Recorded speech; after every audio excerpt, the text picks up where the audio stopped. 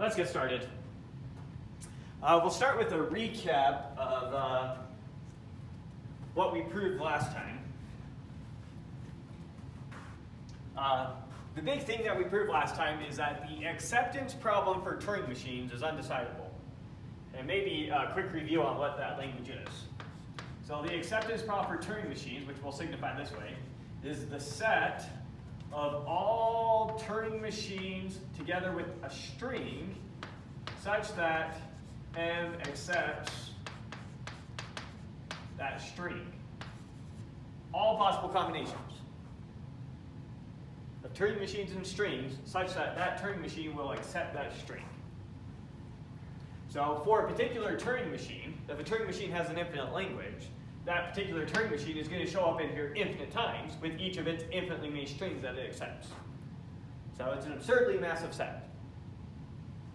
Okay, we are proving that this set, this language, is undecidable. And I'm going to remind you about how we did that proof. We won't do as much detail as we did last time. I'm just going to quickly walk you through the proof to get you back up to snuff. So we're going to prove that the acceptance problem for Turing machines is undecidable. We assume by way of contradiction that the acceptance problem for Turing machines is decidable. What does it mean for a language to be decidable? It means that there exists some Turing machine that can decide the language, that can say yes to everything that belongs in the language and no to everything that doesn't belong in the language. So if the acceptance problem is decidable, then that means that there exists some Turing machine H, there exists H such that H is a Turing machine that decides the acceptance problem. Pretty straightforward. Okay, now we're going to design a new machine, D. So the existence of this H is impossible. We're going to use H to construct another impossible machine, D. We're going to show that D is impossible, therefore H was impossible. So we assume H was possible, which gives us D. We show D is impossible, therefore H was impossible. Because if you could get H, then you could get D. So let D be a new machine now. What does D do? You give it some Turing machine M, and all it does is,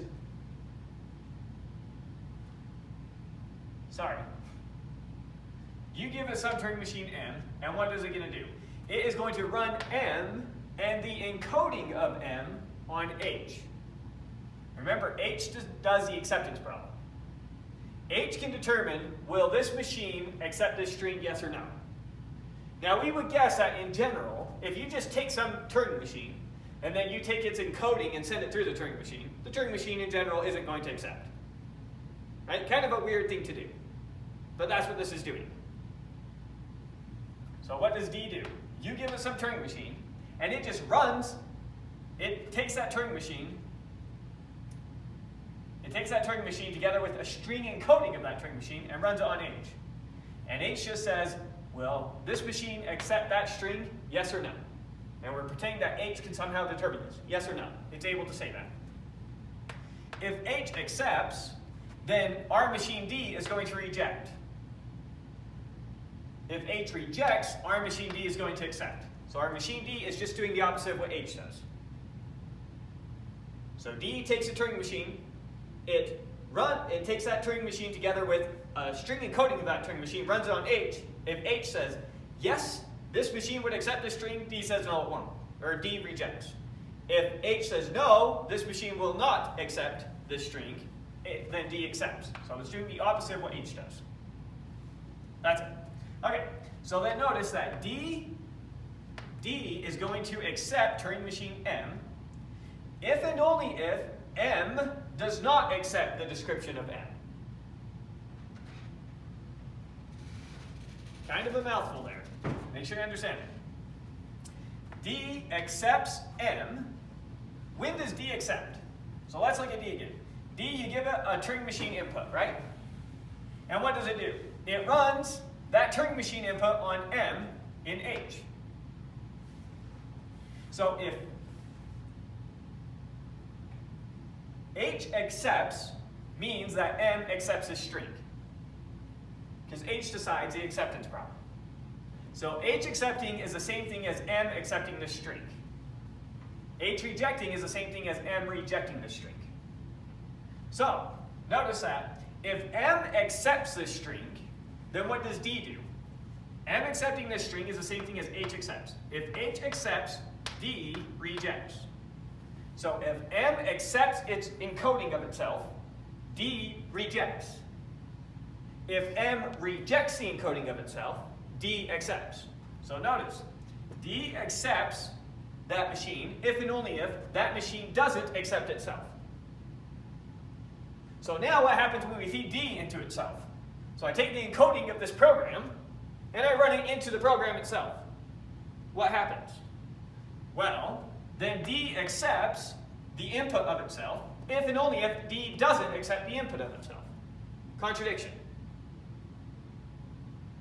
D accepts if and only if it doesn't accept. Contradiction. That's impossible. Doesn't make sense. Therefore, the acceptance problem is undecidable. Because if it were decidable, then we'd be able to construct this machine D. But obviously this machine D can't exist. Because if it could exist, then we can make it accept itself if and only if it doesn't accept itself. Oh, sorry. That should be a D there.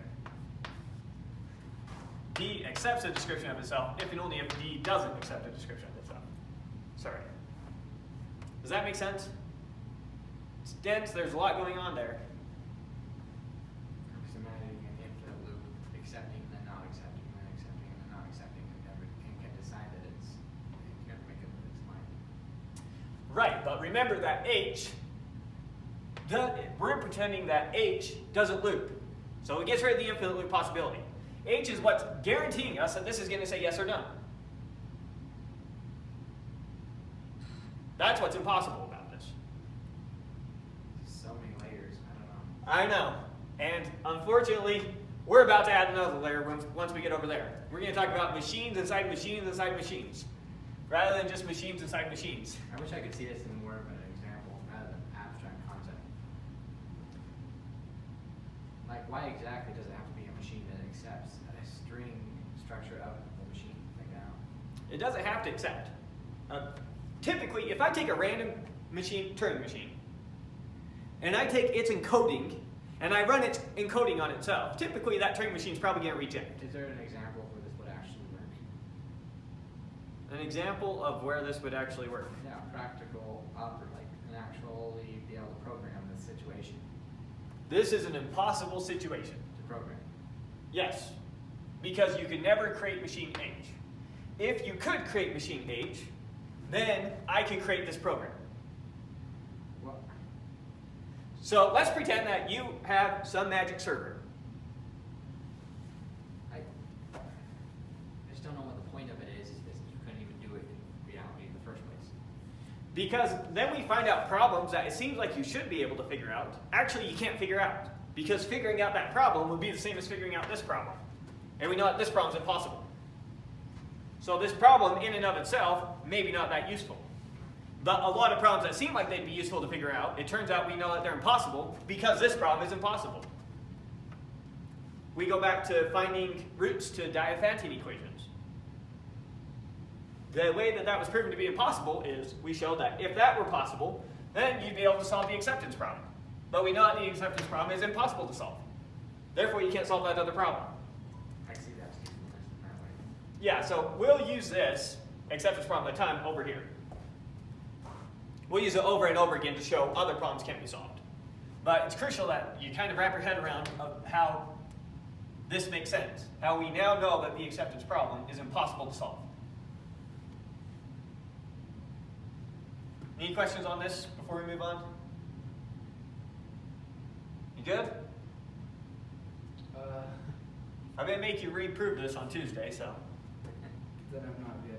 Then you're not good. I completely forgot what an acceptance Turing machine. What does that whole thing mean? Okay. The acceptance problem for Turing machines.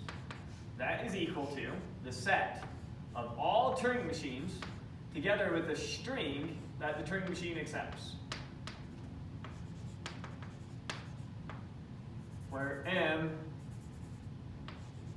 accepts W. Oops.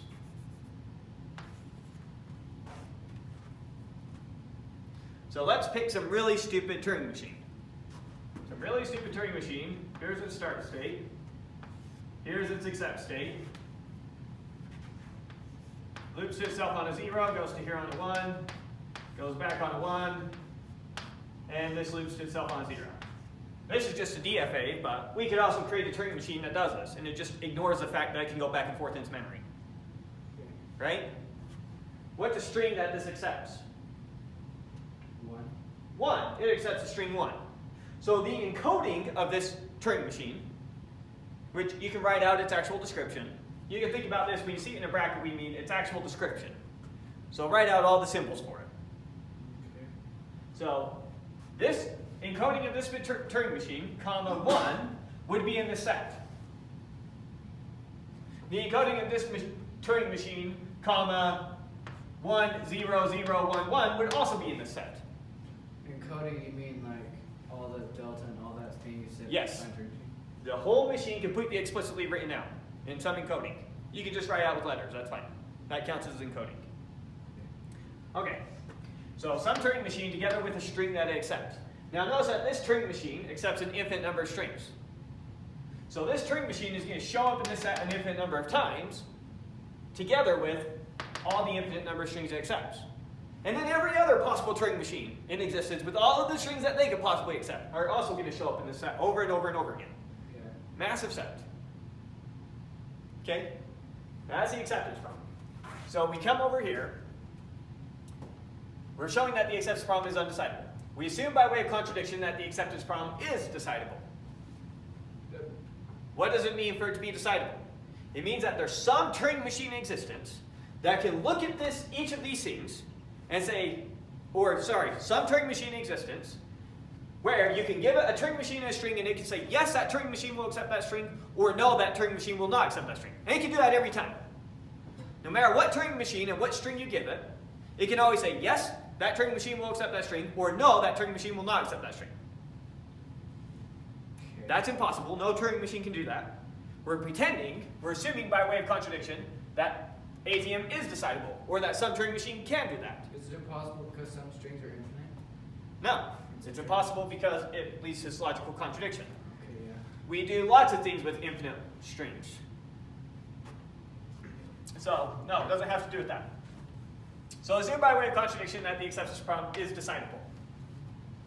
That means that then there must exist some Turing machine H such that that Turing machine decides the acceptance problem. So H is this magical machine. You give a Turing machine a string, and it will say yes if that Turing machine would accept that string, and it will say no if that Turing machine would not accept that string. So the acceptance problem is a real thing used. It's not, there's nothing wrong with it, it's just not decided. It's just not decidable. Okay. I see. Okay. That's what we're proving. Okay, so here's how we're going to prove that it's not decidable. We're going to use H, which we know is impossible to exist, to construct another machine D that's impossible to exist. The only difference is it's easy for us to show that D is impossible, therefore H has to be impossible. Because if H were possible, D would be possible, but D will show as impossible. But H is in D. Right. So if H were possible, then we use H to create D. But we know D is impossible, therefore H must be impossible. Because if H were possible, then we could create D. It's like saying, let me think of some situation. Like, I know that there's not a light bulb in the center of the sun, yes. because a human being would have had to put it there. Or And it's impossible for a human being to get to the center of the sun. Therefore, there's no light bulb in the center of the sun. it's like saying, well, it's impossible that the Earth is covered in ice. And because that's impossible, Donnie can't exist because he's part of the Earth. It's like proving the non-existence of Donnie because there is ice on, it's not possible to have ice cover the Earth on the polar. I don't know. It's something ridiculous. Not quite like that. Because it's like saying something inside, I can disprove that this is impossible, or prove something inside of something is impossible by proving that something outside that includes the inside thing is also impossible. It's like putting an impossibility on top of an impossibility, and then proving that the impossibility inside the impossibility is impossible. Now, we're taking something that is impossible. H. H, maybe it's possible, maybe it's not. We'll pretend we don't know. Is H possible, yes or no? If H were possible, then D is definitely possible. We don't break any rules in constructing D. The only iffy thing we do in all of D is use H. Everything else in D is perfectly valid. The only weird thing we do in D is use H, and H is the only thing we were iffy about. So we're iffy about H. We construct D where the only iffy thing in D is using H, because H was iffy to begin with. We're not sure. Can we use H, yes or no? Is H good, yes or no? We don't know. But D is for sure good if H is good.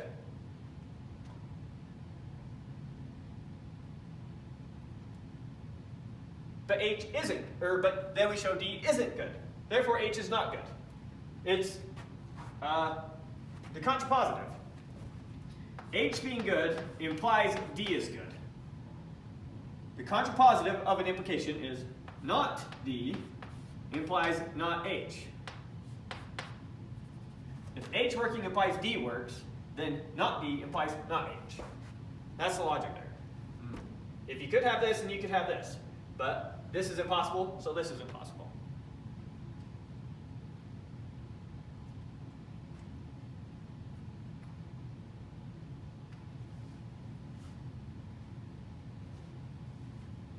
Something like, if all human beings had gills, no human being would ever drown.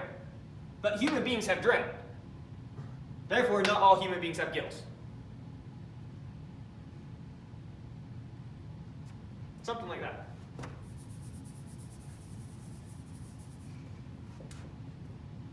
Okay, so let's make sure we understand what D does. So D, you give it some input of a Turing machine.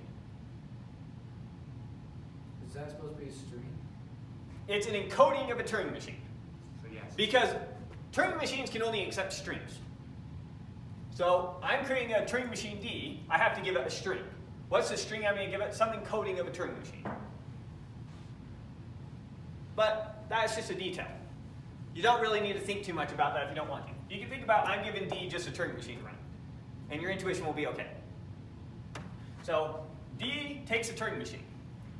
Now what does it do? It takes that Turing machine, and then it encodes that Turing machine as a string. Well, one sec, what is D? D, I am creating a new Turing machine right now in the D file. is a Turing machine running M as a Turing machine. D is so we have H as a Turing machine. Yeah. Now I'm going to use H to create a new Turing machine called D. So I'm going to use H inside of D. Use H inside of D. Yes. Okay. So H is a physically built machine. You have it. Yeah. Now I'm physically building another machine D. Okay. And I'm designing my machine D such that you can feed it inputs of Turing machines. That's what it takes as its input. Okay. So D takes as its input some Turing machine. Yeah. Goes back to the problem. I see what you mean. Okay, so D takes as its input a Turing machine. Now what does D do? It encodes that Turing machine as a string, whatever that is. How do you encode letters as a string? You said that words could be M. The description of a Turing machine. Right, M is the description of a Turing machine. How do you turn that to string? Take a string from any Turing machine in there.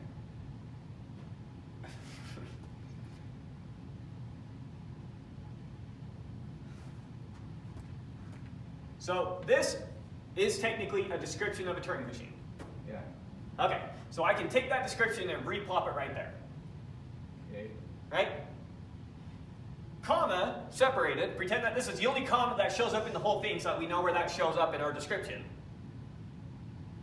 And then the Turing machine itself. Again. Yeah, the description. Right. So yeah, it could be the description twice with some sort of way of specifying, hey, here's the description of the Turing machine, and now here's a string that you're going to run, which just happens to be that description of that Turing machine.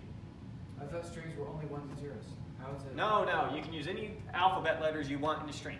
Oh. Everything I have physically written on this board is strings. Oh, I thought it was just zeros and ones. You could No, but translate you could it do to that. ones and zeros. Every Turing machine is technically just a program. A program can be broken down to binary, which is just zeros and ones. You can think about it that way if you want. You've written So the it's not a binary language. It's just a language. You've written like a Maybe it's binary, Java maybe it's code not. or something and saved it onto a file. Yeah. You're just taking that code and saving it into ones and zeros on the file in the computer. So if you've ever done coding, all the M's here, all Turing machines, you can think about as just a program. Program, Turing machine, logically equivalent. And what's the encoding of the Turing machine? It's binary. When you actually compile it to binary. Zeros and ones. Yeah. Zeros and ones. You can think about it that way if you want. And your intuition won't be fine. Okay. So we take the program itself together with the program as a string. You know what a string is in programming. So take that actual binary file, read out all those ones and zeros, and put it in an actual string. Not int, not a bool, a string. Okay. You with me? I'm getting there. That's a perfectly fine way to think about this. It's getting really concrete, but it's a fine way to think about it. What does H do? H, you give it a machine and some string. And it runs that string on that machine. That's what H does. And if that machine will accept that string, H says, yes, it will accept. If M will not accept that string, H says no. H decides the acceptance problem. So Oh, H yeah, will H be is- able to decide this special case. H is the accept problem. H decides the acceptance problem. Yeah. It's the Turing machine that if this belongs in the language, if this shows up in ATM, it says yes. If this doesn't show up in ATM, it says no. Okay. So it can handle this particular case because it can do it for any Turing machine in any string. Okay. Okay. Now notice, H accepts means that M accepted itself, and H rejects means that M did not accept itself. Maybe when I feed this into M, it causes M to go in an infinite loop or to crash, which would be rejecting. I'd say it, but I'm actually still stuck on what does it mean for M to accept itself? If you're drawing Turing machine circles, would you have like A and B going places for each of the letters, all the way to Z? Yes.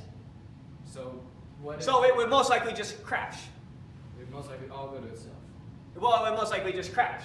Like this Turing machine, if this had a state here Q1, then when I feed it its own description, if I use Q1 in its encoding, it doesn't know what to do with Q1.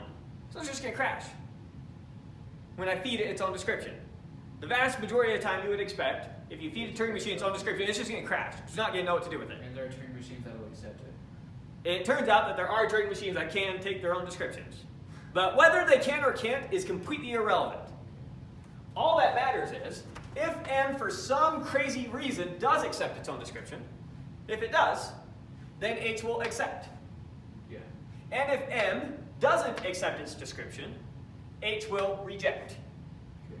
So now our new machine D is just doing the opposite of H. Yeah. If H says M will accept its own description, It never changes. D is going to reject. If H says M won't accept its own description, D accepts. So notice then. So we're done with our description of D. That's it. So notice, D accepts some Turing machine if and only if that Turing machine doesn't accept itself. Yeah. D accepts that Turing machine if and only if that Turing machine doesn't accept itself. Now I can take D and feed it into itself. So then D accepts itself if and only if D doesn't accept itself. Contradiction. So it's not stuck and you can use any machine. M was a placeholder for any machine. D Yeah. was a particular machine now. That's true. Okay. Make sense? So D is impossible. Therefore, H is impossible. Therefore, the acceptance problem is not decidable, or in other words, is undecidable.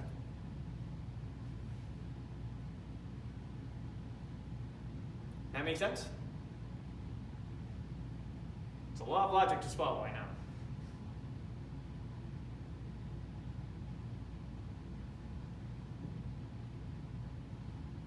I don't get why it couldn't just be an infinite loop, because an infinite loop is undecidable. Because H is a decider. Deciders never go into infinite loops. They always accept or always reject. They never go into infinite loops. Great. Now, So if I'm guaranteed that H never goes into an infinite loop, the only place that this machine could have gone to an infinite loop is through H. It's impossible to get an infinite loop just converting a string to its string encoding. You're not getting to an infinite loop JSON encoding. I think I'm getting a little bit more of what you're saying. So H was the only thing that could have possibly infinite looped. But since H is a decider, we're guaranteed it doesn't infinite loop. It always accepts or rejects. So RD can always accept or reject. So RD always accepts exactly what it rejects, and it always rejects exactly what it accepts. Impossible. Right? And that ends the review of what we talked about last week.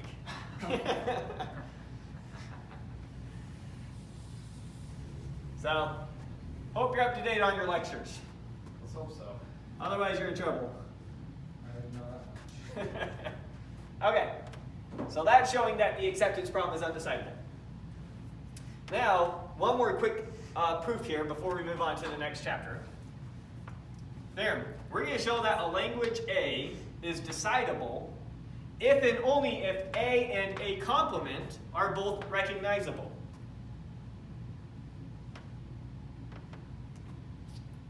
I'm recording all this for you. I just want to take a picture for Tuesday. All right. It's also in the book.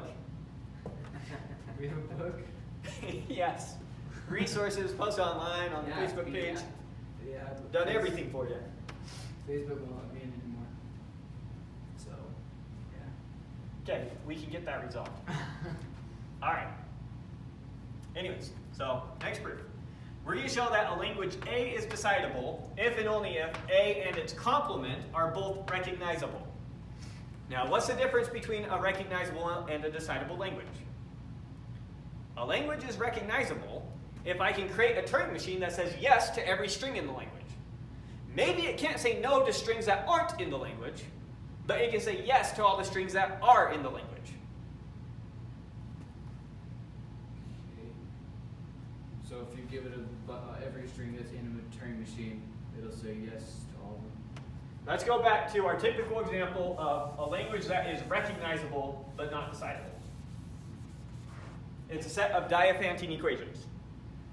So a Diophantine equation is something like 3x squared plus 2y to the 5 plus 6z squared equal to 0. There's a Diophantine equation. Now I want the set of all Diophantine equations, so here's one in there, possibly, I don't really know if this would be in there. I want the set of all Diophantine equations such that there are some integers, x, y, and z, you can plug in to make this equation true. Integers, not real numbers, integers. They have to be integers. Okay? Now, if I only gave you Diophantine equations that did have integer solutions, then you could check that. What would you do? You check all the possible combinations of integers for x, y, and z. You start by checking plug in 0, 0, 0. Nope, that didn't work. Plug in 0, 0, 1. Nope, 0, 0, negative 1. Nope, 0, 1, 0. Nope, etc. Why won't 0, 0, 0 work? Oh, 0, 0, 0 does work. We ignore that. We call that the trivial solution. Okay. Okay, so with the exception of 0, 0, 0, we don't allow that one, because that always works. So ignoring the trivial solution, are there any non-trivial solutions? Is the way the question's phrased.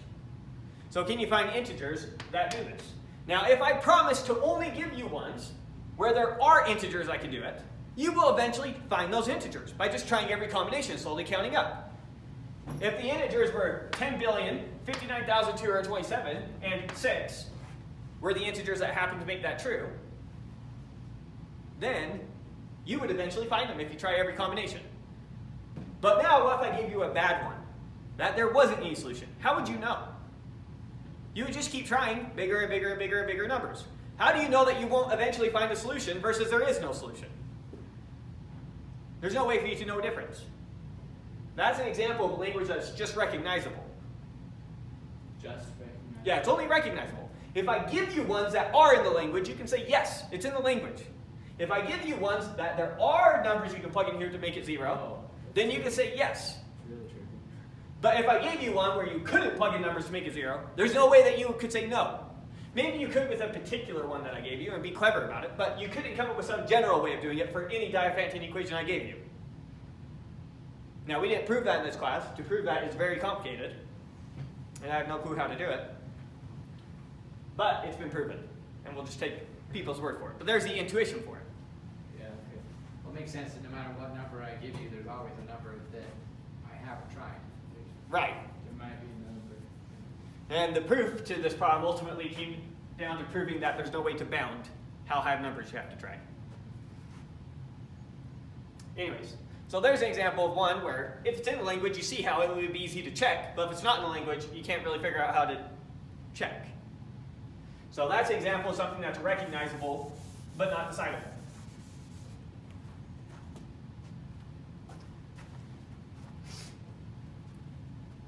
So, let's go back to this. A language A is decidable if and only if A and A complement are both recognizable.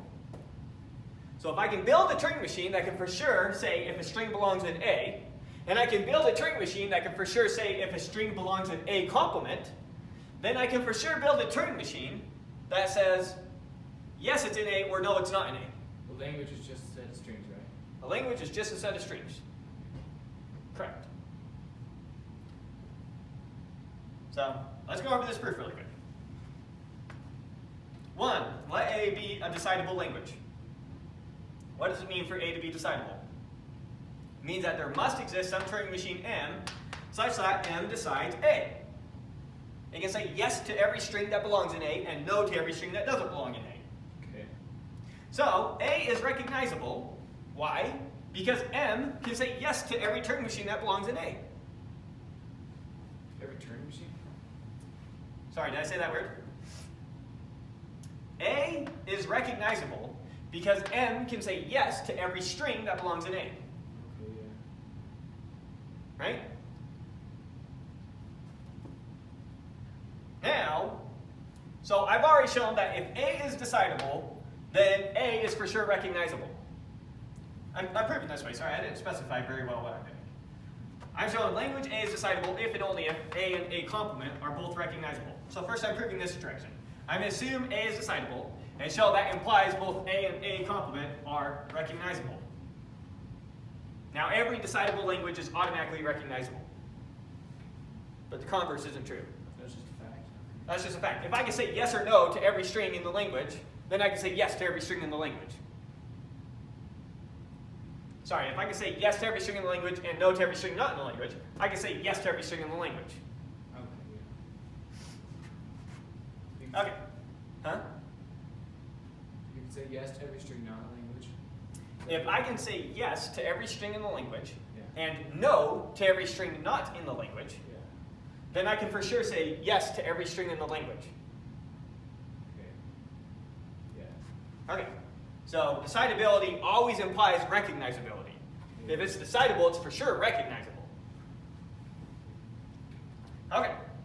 So if A is decidable, it's for sure recognizable.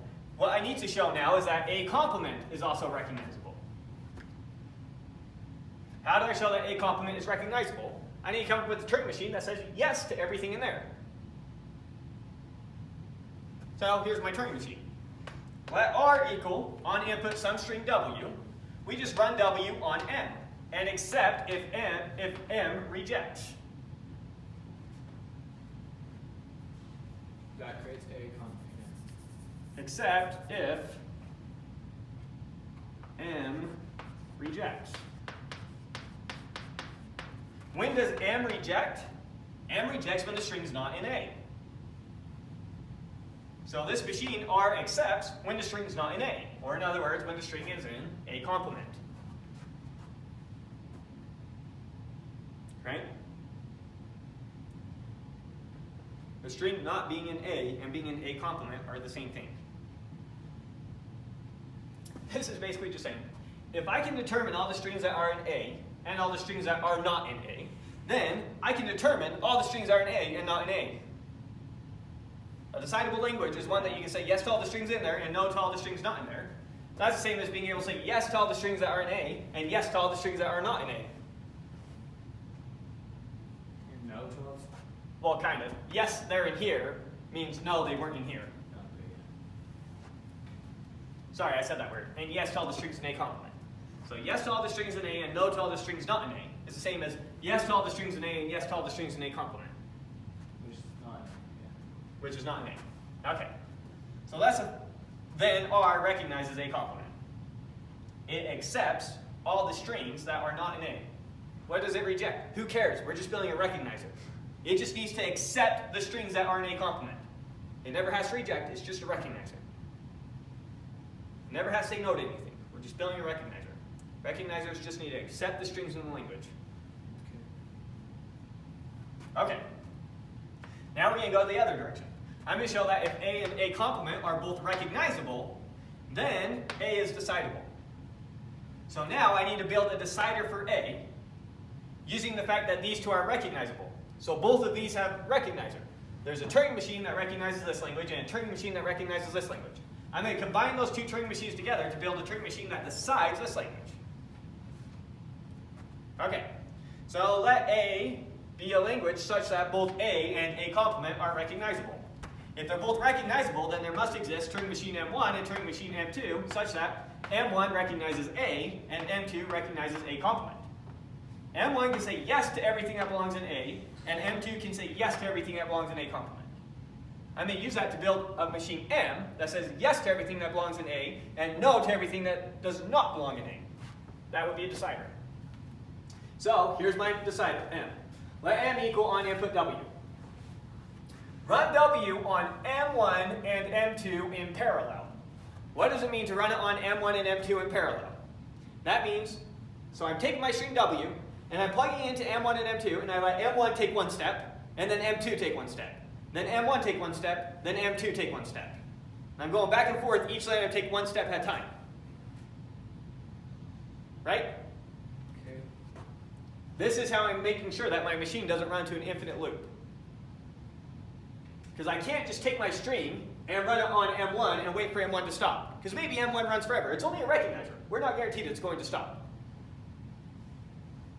And I can't just run it on M2 and wait for it to stop. Because M2 might run forever.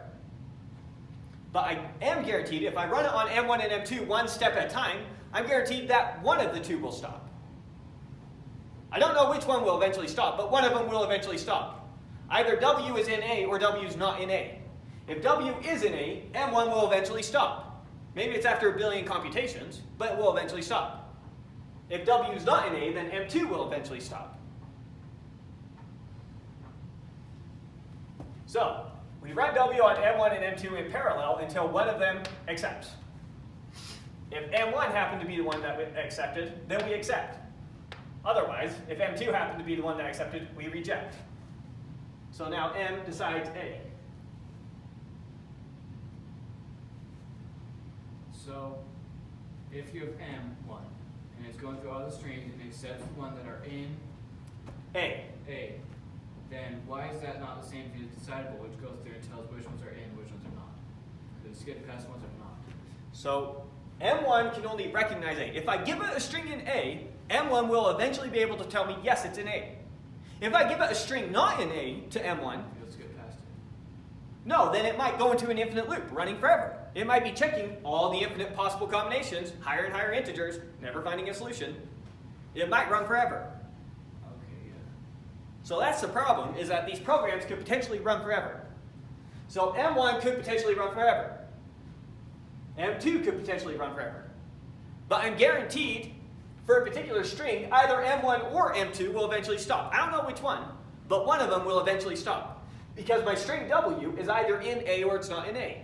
If W is in A, M1 will eventually stop.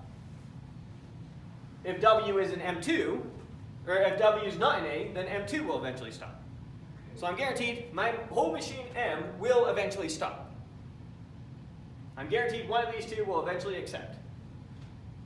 If this one accepts, then my machine M accepts. If this one accepts, then my machine M rejects. Because M2 accepting meant that W was in the complement of A, or was not in A. So M has to reject in that case. Okay, So then M decides A. Make sense? I'm really worried about those future proofs. We'll get to it when we get to it. Corollary. The complement of the acceptance problem is not recognizable. This is the first language that we have shown. We're going to show it's not even recognizable. The complement of the acceptance problem. Meaning if you give it a string, it cannot tell you if it's in there. There's no possible Turing machine that you can construct such that if you gave it something in the acceptance problem's complement, it's guaranteed to say, yes, it's in the complement. It can't even recognize the complement of the acceptance problem. Let's show that. Assume by way of contradiction that there was some machine in existence that could recognize the complement of the acceptance problem. Well, we already know that the acceptance problem is recognizable. Not decidable, but it is recognizable. So we know that the acceptance problem is recognizable. Sorry, should put lines in here, otherwise we'll get confused. We already know that the acceptance problem is recognizable. So then, That shouldn't have the top here. yeah. Assume by way of contradiction that the complement is recognizable. Yeah. We already know that the acceptance problem itself is recognizable. So they both be recognizable, so that would mean that the acceptance problem is decidable. But we know that the acceptance problem is not decidable. Contradiction. Therefore, the complement of the acceptance problem is not even recognizable.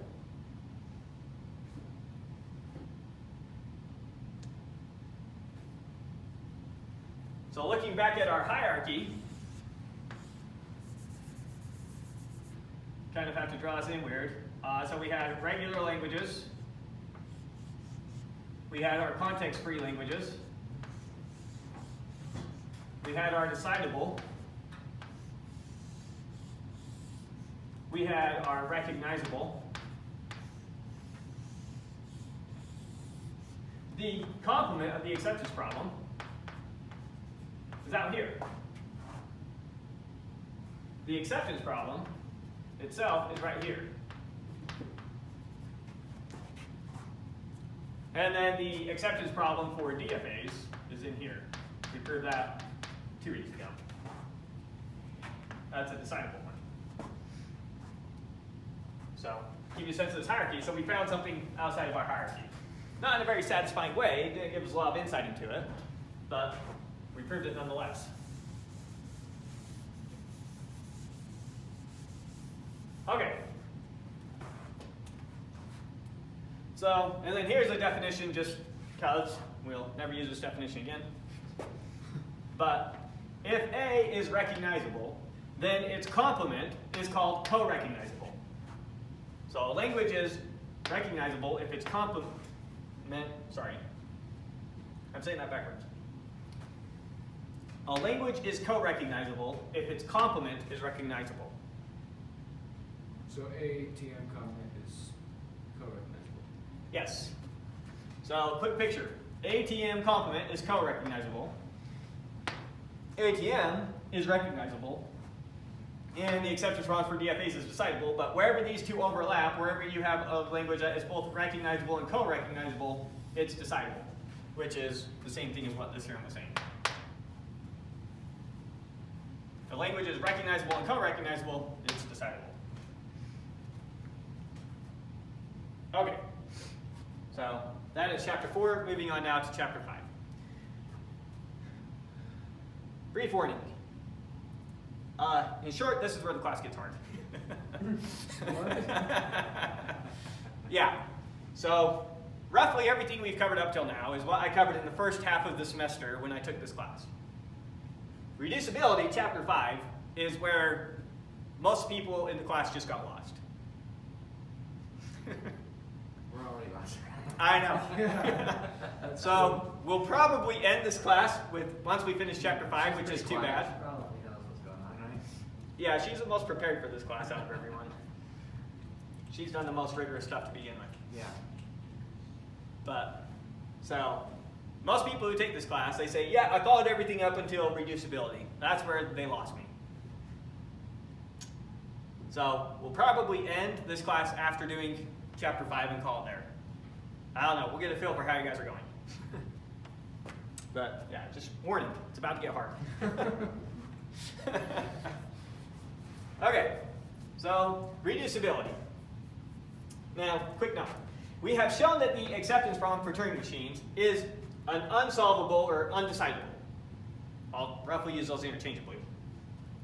We will now show that other problems are undecidable by reducing the acceptance problem to them.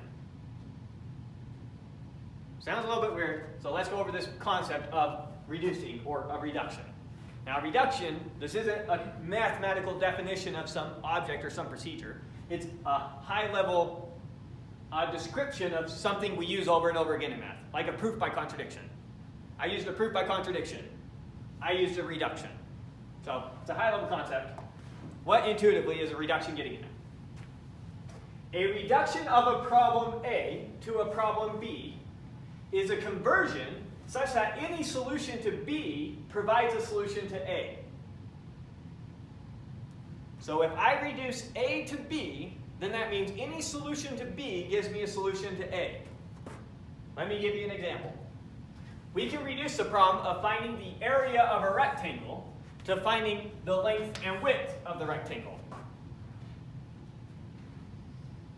So you could go measure the area of a rectangle directly.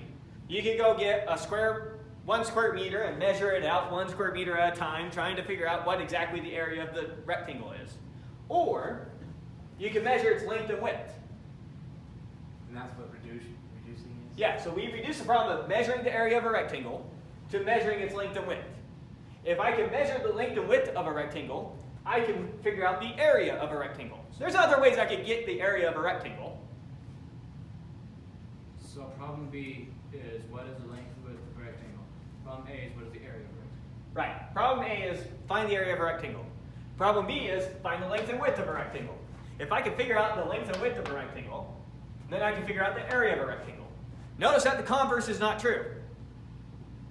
Just because you know the area doesn't mean you know the length and the width. Yeah. But if you can get the length and the width, then you can get the area.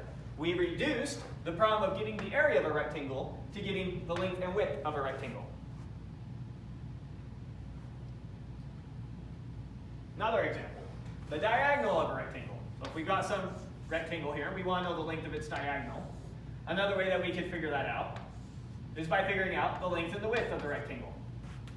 If I know the length and the width, I can use the Pythagorean theorem to get the diagonal. Once again, the converse is not true. If I tell you the diagonal of a rectangle is 20 meters, what's its length and width? You don't know. So we reduce this to this problem. We can reduce the diagonal of a rectangle to its length and its width. We cannot reduce this to this. If you can figure out how to do this, then you can figure out how to do this. But I think you said that wrong. I said it right. If you can figure this out, then you can figure this out. Yes. This reduces to this. Means if you can figure this out, then you can figure this out. And so what we're going to do over and over again is we're going to reduce the acceptance problem to some other problem. If you can figure this out, then you can figure this out. But we know you can't figure this out. Therefore, you can't figure this out. So why would we bother? So now, that's how we figure out that B can't be figured out. I want to know, can B be figured out? And I'm not sure. What do I try to do? I see if I can reduce the acceptance problem to B. If I can reduce the acceptance problem to B, then I know B can't be figured out. Because if I can figure out B, I can figure out the acceptance problem, which is impossible. I have a question about proofs in general. Have they been able to prove things and then find out later that there was... No, there's no such they thing weren't as considering? something that's proved that it turns out it was wrong. There was a problem with the proof. That can happen. That's what I meant. Does But that happen quite often? here's how we can give you some intuition. There isn't a false theorem in Euclid's Elements. Euclid has 13 books of statements that he claims are true over and over and over again. Not a single one of them to date has been shown to be wrong. Take that for any other field of study. Can you go get a physics textbook from even 100 years ago and look through it and find nothing false in it? Euclid's Elements. There isn't a single thing that he claimed to be true in the entire work that we now say is false. And he wasn't even doing proofs as rigorously as we do them today. Is it possible that there's a problem in a proof somewhere in there? Yeah, it's possible. It's just really, really, really, really unlikely. There's a historical account of that happening that was quite phenomenal. There's been accounts of people claiming to have proofs that you look at the proofs and realize are wrong, but oftentimes those proofs can be quite involved. And so when someone goes and proves something very complex, they get it peer reviewed like crazy for people to see, hey, is there any problems with this proof?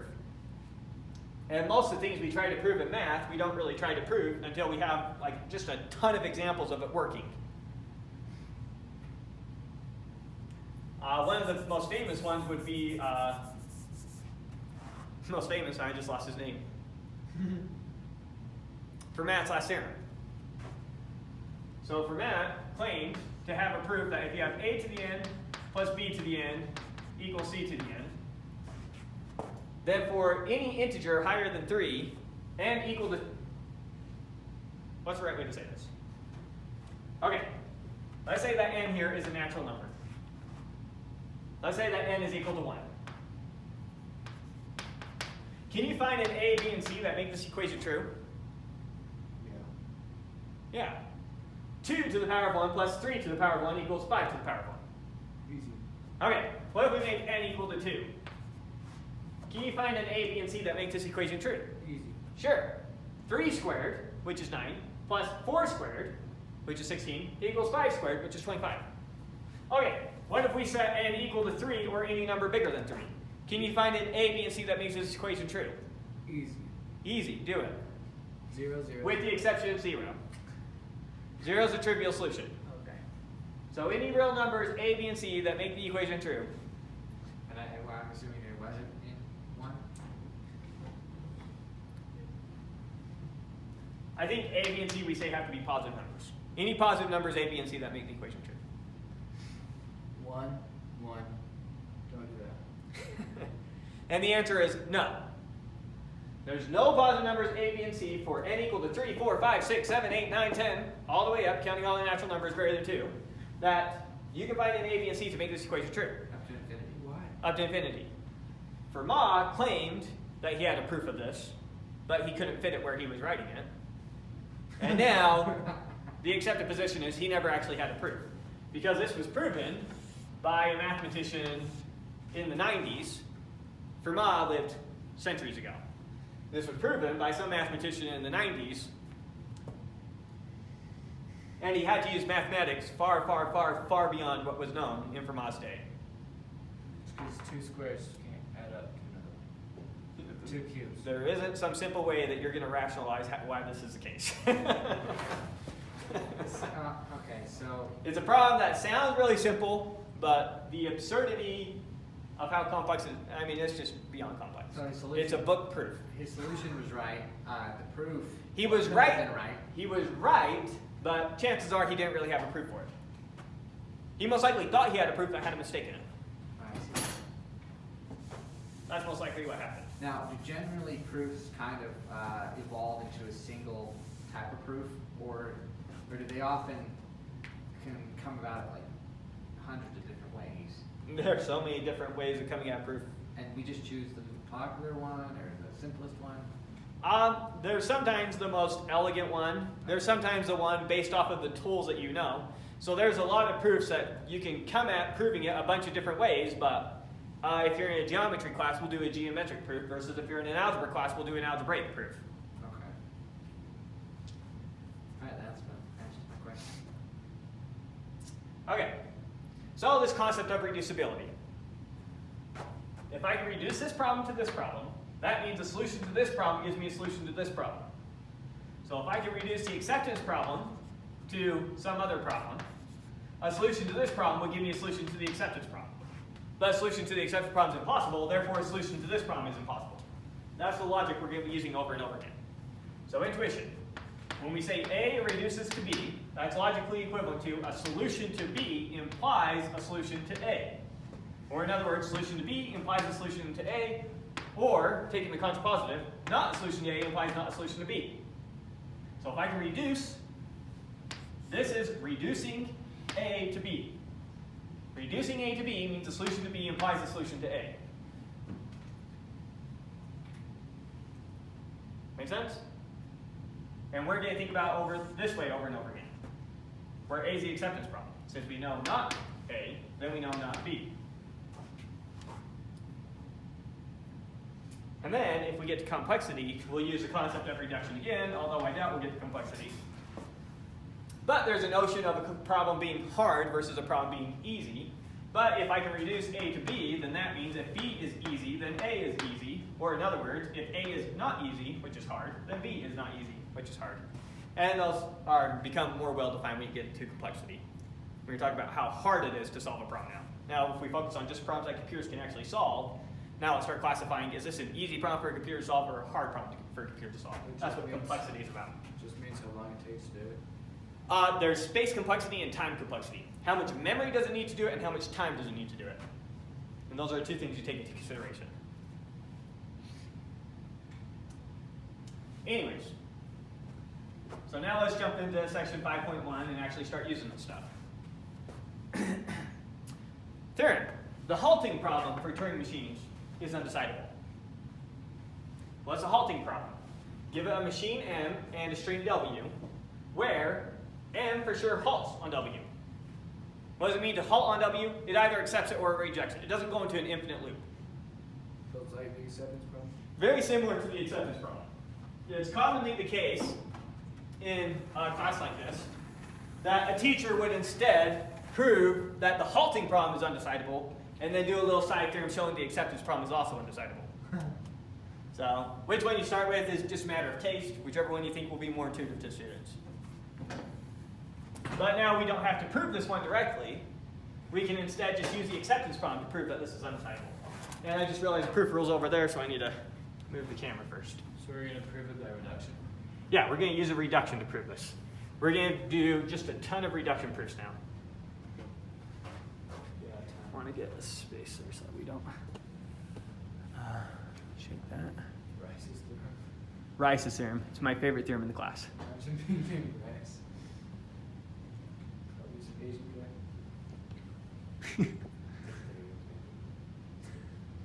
You ever watch TV? I keep my camera so dark I can't really see it. Steve. Okay, it's all on there. All right. We are right here. Halting problem. Okay. Halting problem. We already explained what it was. Assume by way of contradiction that the halting problem for Turing machines is decidable by some machine R. So R decides the halting problem. It's impossible. Assume by way of contradiction that R decides the halting problem. We're now going to construct a machine that decides the acceptance problem. But deciding the acceptance problem is impossible, so R is impossible. That's the way that that works. You need to keep this, not touching that. When you shake the table, it shakes the camera. That's big picture what we're doing here. So, assume by way of contradiction that R decides the halting problem. I'm now going to construct some new machine S. S is going to decide the acceptance problem. That's impossible, therefore no such R can exist. Because I'm using R to construct S. So S is going to take on input M and W, and it's going to accept when M accepts W, and it's going to reject when M does not accept W.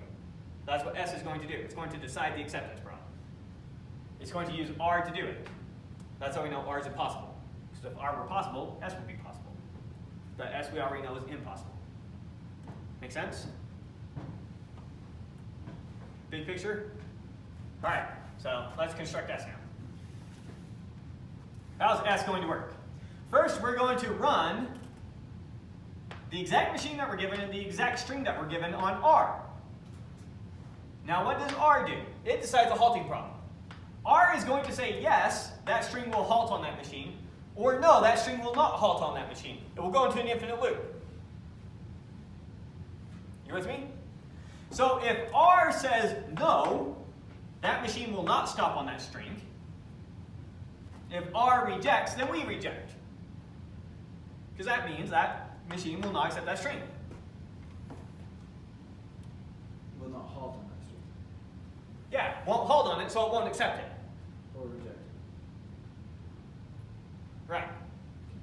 We just care, will it accept it, yes or no? We need to say yes if it will, no if it won't. Running into an infinite loop on a machine means it will not accept it. Halting problem. Okay, so after step 1, we are guaranteed that M will not halt on W. If M went into an infinite loop on W, we reject. Step 2 means we now know that M will not run into an infinite loop on W. So now we just run W on M. And we're guaranteed that it will eventually halt. So now the only question is, will it halt in an accept state or a reject state? If M accepts, we accept. If it rejects, we reject. Then S decides the acceptance problem. Contradiction. The acceptance problem is undecidable. So if R can decide the halting problem, then we'd be able to construct S to decide the acceptance problem. But it's impossible to decide the acceptance problem. Therefore, it's impossible to decide the halting problem. No such R can exist. If R could exist, S could exist. And then S would solve the acceptance problem. That's impossible. We follow the logic there? This is the only easy one. So make sure we understand the easy one. Because the next one's where we go 3 layers deep. We have a machine inside of a machine inside of a machine.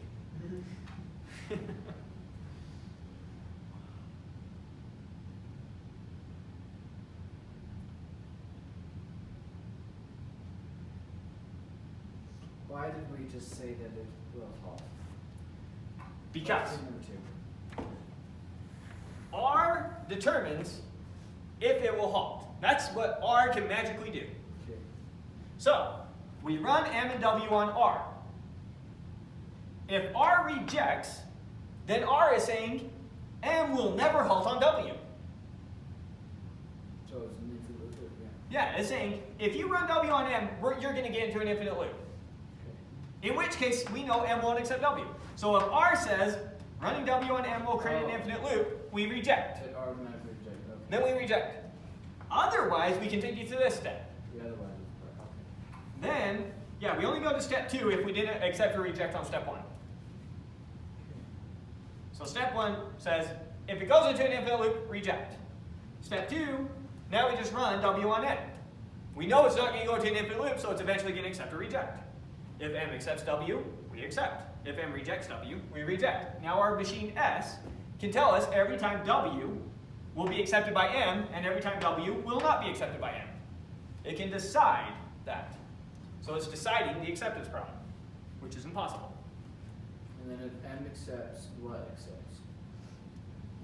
You said run If M accepts, then our whole machine S that we're building accepts. So S accepts when M accepts W. So the only type And S rejects when M doesn't accept W. Every time M doesn't accept W, S rejects. And every time M does accept W, S accepts. So S decides the acceptance problem. It can 100% of the time tell you yes or no, this Turing machine will accept that string.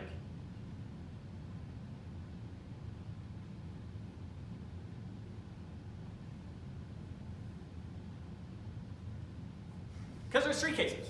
Look, if we run M on W, so we take M and we're going to run W on it. There's 3 cases. 1, it loops. 2, accepts. 3, rejects. Those are all the possible cases. Isn't the loop also rejects? So S rejects, R rejects? If you just take any random Turing machine and give it a random string, these are the only 3 scenarios that can happen. Yeah, okay. Okay, so we're guaranteed one of these 3 things will happen when I give W into M. So, first thing I do is I pass M and W to R. R will tell me, is it going to go to the loop?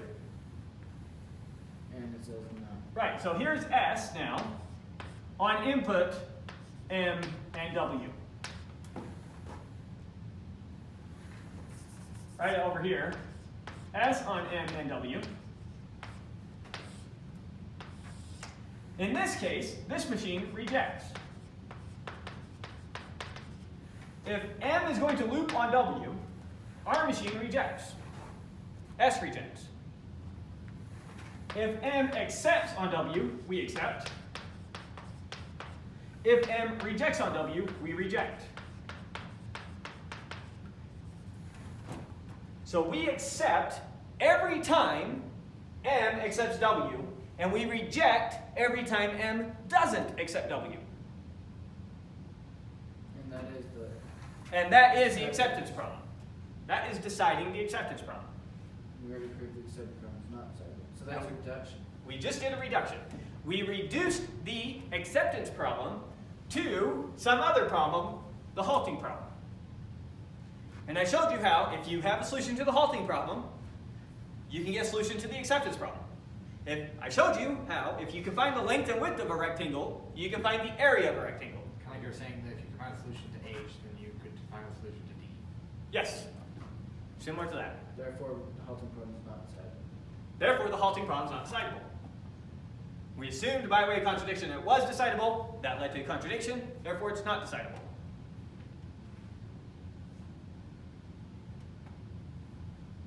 Think you got it? Yeah. All right, we ready to try a harder one? All right, let's try a harder one. We're going to prove that the emptiness problem for Turing machines is undecidable. What's the emptiness problem? So the emptiness problem, it's a set of all Turing machines whose language is the empty set. So every string in that machine is empty. It's There's no the string set of all Turing machines that would never accept any string you ran through them. So it's just a circle. Well, maybe. I can come up with some big convoluted Turing machine that ultimately doesn't accept something. Just a circle is one example. It's the simplest example. But I could do some big, massive, absurd computation that ultimately doesn't accept a string. Which means it has no accept states. It could still have accept states. Maybe I just do something crazy with the memory that makes I never get to that accept state. Right? So it could be a billion state Turing machine that ultimately never accepts. Okay, so this is a set of all Turing machines that will ultimately accept no string. Now intuitively, we might think that this is undecidable, because how do you know it won't ever accept any string? What do? Take a string and run it for a billion tries? Maybe it took it 1,000,001 tries to finally accept it. Right? So, going to prove that the emptiness problem is undecidable. Assume, by way of contradiction, that the emptiness problem is decided by some Turing machine R. I'm going to now use R to construct S to decide the acceptance problem. S will decide the acceptance problem. That's impossible. Therefore, no such R exists. Same big picture logic as before. Yeah, very simple. All right, let's get to the nitty-gritty now. Okay, so S. It takes an input, some Turing machine, and some string W. Its job is to accept if M will accept W, and its job is to reject if M will not accept W, right? That's what S does. That's ultimately what it's going to do here. Now, we're going to internally construct some other Turing machine called M1. Lots of Turing machines going on here. We're going to use the description that, pretend that I'm machine S. I'm machine S, my job is, you're going to give me some Turing machine and some string W. And you're also going to give me this magic machine R. You're going to give me some magic machine R that decides the emptiness problem. And you're also going to give me some Turing machine M and W, and you're going to say, does M accept W? And you can use my magic machine R to figure it out. And that's S. Yeah. That's S, that's me. My job is to figure out, does M accept W? I get to use the magic machine that you have here. And you give me some random Turing machine and some random string. My job is to decide, will this accept this or will it not? Right now, S and R are completely unrelated, aren't they? S and R are completely unrelated. R decides the emptiness problem. I'm going to use R to decide the acceptance problem. That's what S is going to do. I tried to be consistent here, so S is always deciding the acceptance problem. Okay, so you're going to give me some machine M and some input W. I am going to construct a new machine M1. So my new machine M1 just takes inputs of strings. What are those strings? Who cares? Here's what it's going to do with that string. If x is equal to the w that you told me to check on m, sorry, if x is not equal to the w that you told me to check on m, this new machine M1 rejects. And that'll be most common. Yeah, that'll be most common for this machine. If x is equal to w, I am now going to run w on m. Again? I haven't run w on m yet. This is the first time I'm doing it. Okay. Now I'm going to run w on m and accept if m accepts. Where are you getting x? X is now a new input to a new machine. So I'm just constructing a machine. So they're completely too random. Yeah, I'm just building some Turing machine, and a Turing machine accepts strings. Okay. So this is just a variable. What's x? It's the inputs to machines M1. Yeah. It's like, for you programmers, it's like I'm designing a new function internally, and I'm saying my function takes as some input some variable x, which is a string. So I'm just defining a new function inside of a function. And I'm calling its input variable x. Now, since this function is defined inside of this function, I have access to these variables when I define this function. So R here is like a global variable that I have access to, or a global function I have access to. And M and W here are like local variables that I have access to. Because my function was defined in the scope where I have access to it. So I'm defining a new function called M1. So I have func, sorry, using Swift notation. M1 is the name of that function, and it takes as the input a string. Okay, so my new machine M1 takes as an input x, whatever x is. What we care about is the language of M1. What we care about is the language of M1. Now notice that if M accepts W, what is the language of M1? What strings does M1 accept if M accepts W? All W's. It only accepts W, Yes. Or NW. right? If M does not accept W, what does M1 accept? So will the string of M1 and S be the same? The language of M1 and S be the same? As what? No, I'm just saying let's look at the language. I'm not saying what it has to be. I'm saying let's look at it. So there's two possible cases. Either M accepts W or it doesn't accept W. If M accepts W, what are all the strings that my new machine M1 accepts? So what does M1 do? You give it some input. It checks first off, is that input the same as W? If your input's different from W, reject. So machine M1 will never accept a string that's not W. Right? Yeah, it won't. It won't. Now, if x happens to be equal to W, then we will accept if M accepts W. So M1, the language of M1, observe that the language of M1 is equal to just a string W if and only if M accepts W. So if M accepts W, then the language of M1 is just the set containing W. That's the only string it will accept, if M accepts W. There's only one string. Why is there like a lot of strings? You can pick some input here. Oh, yeah, okay, never mind. Yeah. Right. I get that, yeah. Now notice that if M does not accept W, what does M1 accept? So you give it some X here, and let's say, doesn't matter what X was, X happened to be different than W, okay, we reject. Okay, what about if X was the same as W? Well then, if X is equal to W, we run W on M. We're saying this is a case where M doesn't accept W, so we're not going to accept that string. So, the language of M1 is equal to the set containing W, if and only if M accepts W, and the language of M1 is equal to the empty set, if and only if M doesn't accept W. That's true. You see that?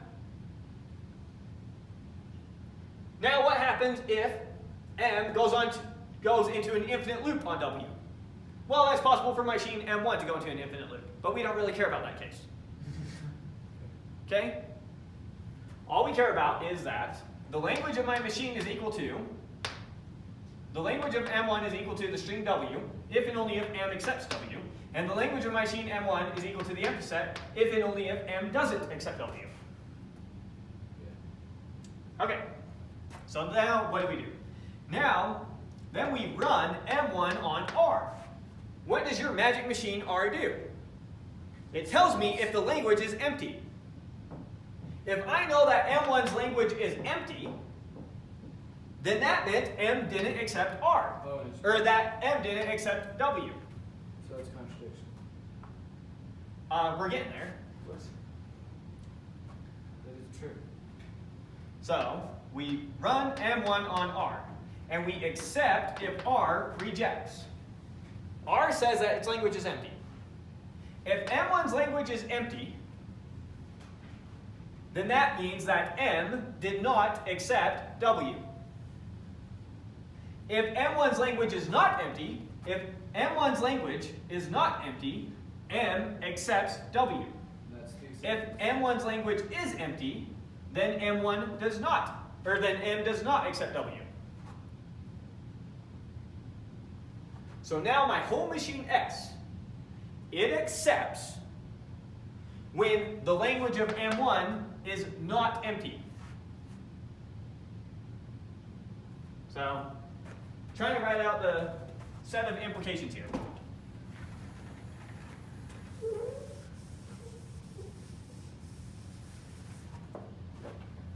So, S accepts implies the language of M1 It's full. was equal to the string containing W, which implied M accepts W. W. S rejects implies the language of M1 was equal to the empty set, which implies M does not Jen rejects. accept W. Which that's the acceptance. Huh? You know. Yeah. So that's the logic of it. It's a lot. But that's why these things become a pain. Because you got a machine inside a machine inside a machine. We're talking about M inside of M1 inside of S. Think you got that? Cool. Let's do another one. Same style. It's going to feel like we're doing a very similar proof all over again. All right. The set of regular languages for Turing machines. Or the regular problem for Turing machines, we'll call it. This is a set of all Turing machines whose language is a regular language. You with me? In other words, their language could be recognized by a DFA.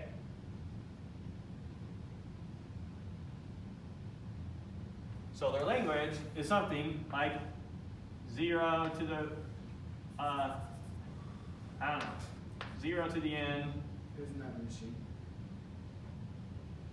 or sorry, 0 star 1 star. There's an example of a regular language. The first language we proved was not regular was 0 to the n, 1 to the n. This was not a regular language. We used the pumping lemma to prove that. I remember If you that. remember, clear back to the pumping lemma first time we used it. So here's an example of not a regular language. Here's an example of a regular language. We're saying the set of all Turing machines such that their language is a regular language is undecidable. In other words, in general, can you decide if a Turing machine's language is a regular language? No. You can't, in general, determine that. That's what we're proving. Okay, so how does this work? Assume, by way of contradiction, that the regular problem for Turing machines is decidable by some machine R. I'm going to construct some new machine S that decides the acceptance problem. So S on input MW. Okay. My machine S is going to accept if M accepts W. My machine S is going to reject if M does not accept W. Yeah. Okay. Once again, internally we're going to construct a new machine M1. Okay. M1 is going to, on its input x, first thing it's going to do is check if x is in 0 to the m1 to the n, and accept. So it's going to accept any input that's of this form. What? You'll see. Now if x isn't of this form, what's my machine M1 going to do? Now if you give it something that's not of this form, some other string, then I'm going to run W on M and accept if M accepts W.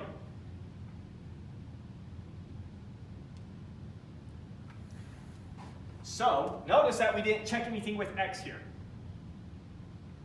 This says if M accepts W, we accept x no matter what it was. So I always accept x if it's of this form, and I'm also going to accept x if M accepts W. So if M accepts W, what are all the strings that M1 accepts? Every string. Everything. It will accept any x you give it if M accepts W. Is that the only irregular? No, there's tons of them. So why do we only use that one? It's the typical example of a non-regular language. It's just a standard one. So what's our logic here? So it does not do it. We're going to make it so that S accepts implies that M1's regular implies that M accepts W. S rejects will mean that M1's language, implies the language of M1 equals a regular language. This will imply that the language of M1 is equal to a non-regular language, in particularly 0 to the M1 to the n, which will mean that M doesn't accept W.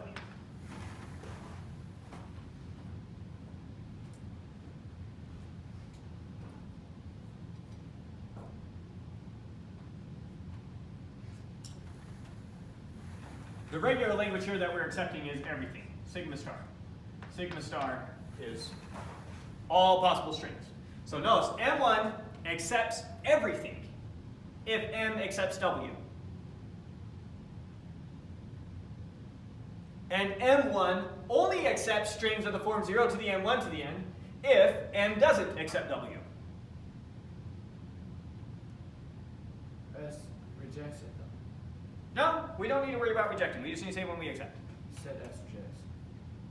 Oh, we're going to make, so we haven't figured out how we do this leap yet, but I've shown you this leap, this piece of it. We'll explain this piece of it next. But so if the language of M1 is equal to all strings, then that meant M accepted W. And if the language of M1 is equal to 0 to the M1 to the n, that meant M didn't accept W. That's how I designed M1.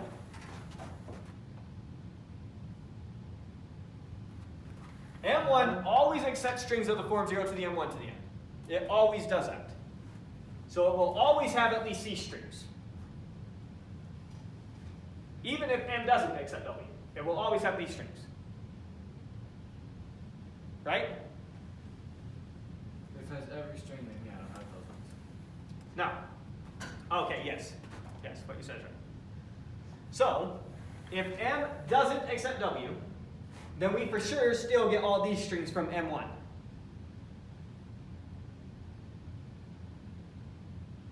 You see that? No. Okay, start with this.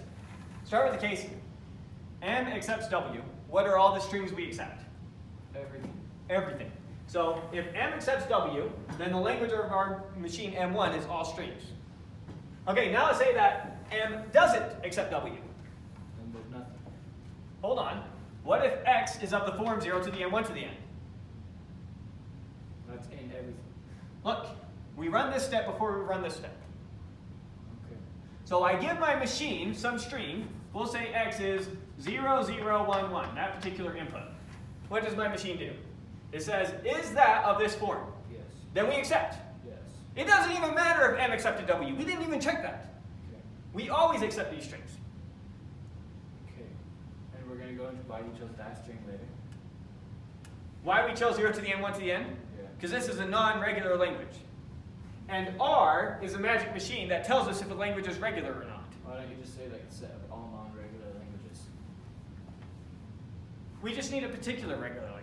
We don't need to get crazy with it. Okay. A lot easier to think about one regular language than all regular languages. Okay. So if X is of that form, we always accept. So no matter what M does, M1 always accepts strings of the form 0 to the n, 1 to the n. Right?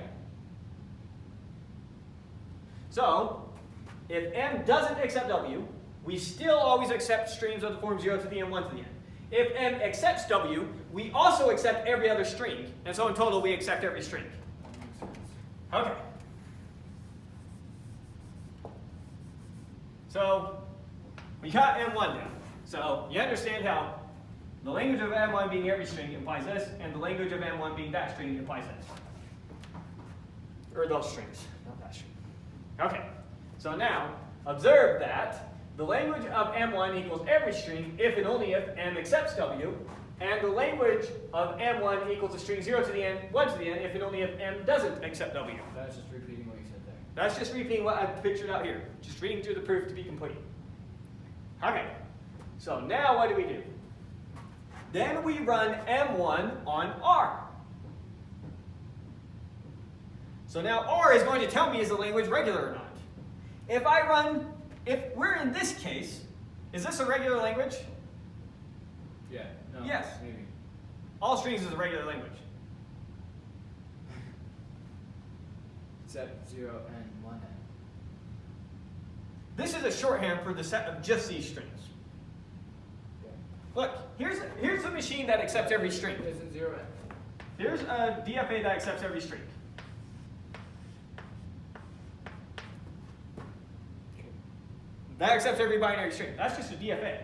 That's super simple. Now I want you to come up with a DFA that only accepts strings that have some number of zeros followed by the exact same number of ones. That's harder. Accepting just these strings is way harder than accepting anything. Isn't it impossible? No. Oh, with a DFA? Yes. You can't do it with a DFA. You need a push-down automaton. Push down. You weren't here for that? Okay, you missed part of it. But yes, there's a type of machine. A Turing machine can for sure recognize this language. That's easy for a Turing machine to do. But yes, this is a non-regular language. So notice that. If the language is a regular language, then that meant M accepted W. Mm-hmm. And if the language is a non-regular language, that meant M didn't accept W. R is a magical machine that we're given at the very beginning, assumed by way of contradiction that R decides the regular problem for Turing machines. R can now magically tell me, is M1 regular or not? If it says M1 is regular, that meant M accepted W. If it says M1 is not regular, that meant M did not accept W. So now we just run M1 through R. If R accepts M1, then that meant the language of M1 was regular, which meant that M accepted W. If when we run M1 through R, it says the language was not regular, then that meant M did not accept W. In either case, we're able to figure out every time M accepted W and every time it didn't accept W. So S solved the acceptance problem. You never gave it a chance, though, to see if M accepts or does not accept W. With O to the n, 1 to the n. It doesn't matter, because if your magic machine that you gave me said it was regular, then M must have accepted W by design. M is never a machine actually designed to be built and run, or to run. It's just one I build. It's an impossible machine. And I build it with your magical R that you give me. Okay. Not I build it with your magical R. I use your magical R to give me information about this machine without ever having to run it. I never actually have to run M1. Because your magical machine could just look at M1 and say, yes, its language is regular. By design, if its language is regular, it must have accepted W. By design, if its language is not regular, it must not accept W. That's how we build it. You gave me the machine R that's able to tell me yes or no it's regular. It says it's regular, it must accept W. M must accept W. Your machine says it's not regular, M must not accept W. In either case, I can now use your machine R to determine every time M accepts W and every time M does not accept W. Which is impossible. So, then we run M1 on R and accept if R accepts. That meant it was regular. Otherwise, we reject. Then S decides the acceptance problem. That's impossible. Therefore, the regular problem for Turing machines is undecidable.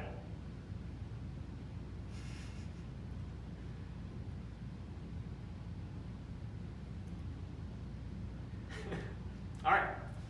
Let's get now to Rice's theorem.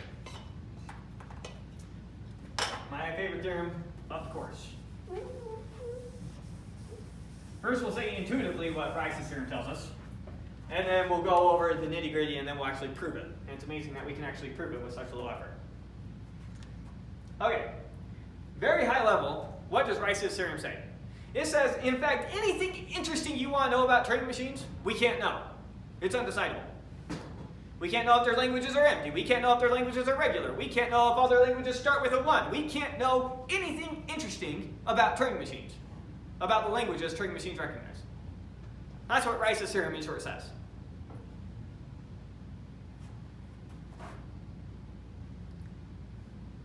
Okay, let's get into more nitty-gritty what it says.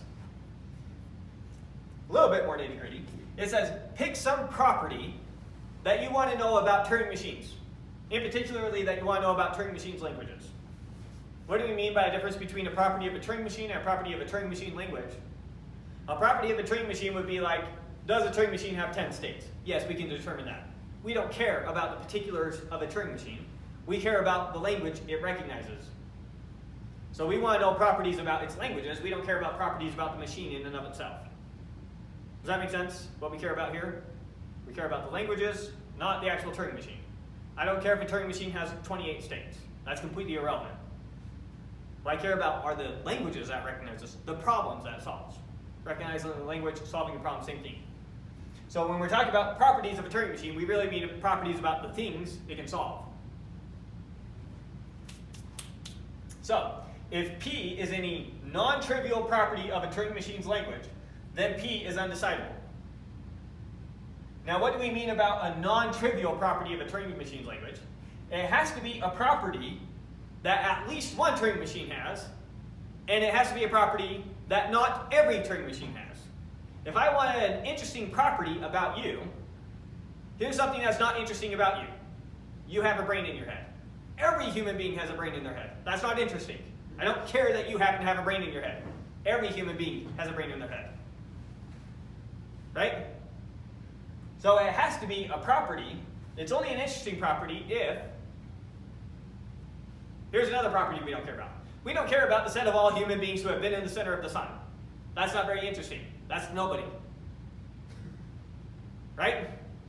So we don't care about things that apply to no Turing machines, and we don't care about properties that apply to every Turing machine. Those are what we mean by trivial properties. So ignoring those and focusing on what we call the interesting ones, the properties that apply to some Turing machines but not others, every single one of those properties are undecidable. Every single one. We proved a bunch of particular ones. Now I'm going to prove it's true in general for any property you could possibly come up with. And we're actually going to prove it in that general case. And it's really not that bad of a proof. But first, a little bit of nitty-gritty now. We need precise definitions. What do we mean by property? So, intuitively, if I wanted to give a mathematical definition to the property red, how might I do that? One of the 3 primary colors.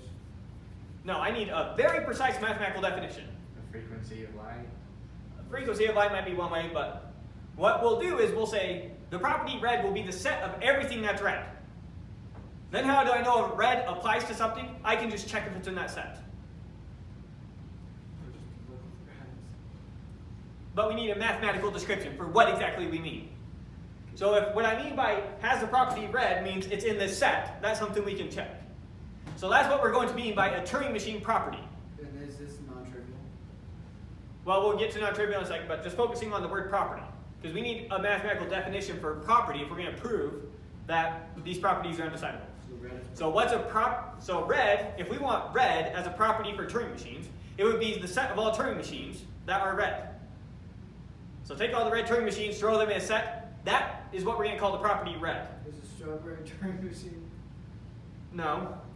So if I wanted the property red for all objects in the universe, I take the set of everything red in the universe, put together in a set, and say that's what I mean by red. It's in that set. How do you get a red abstract file like a Turing machine?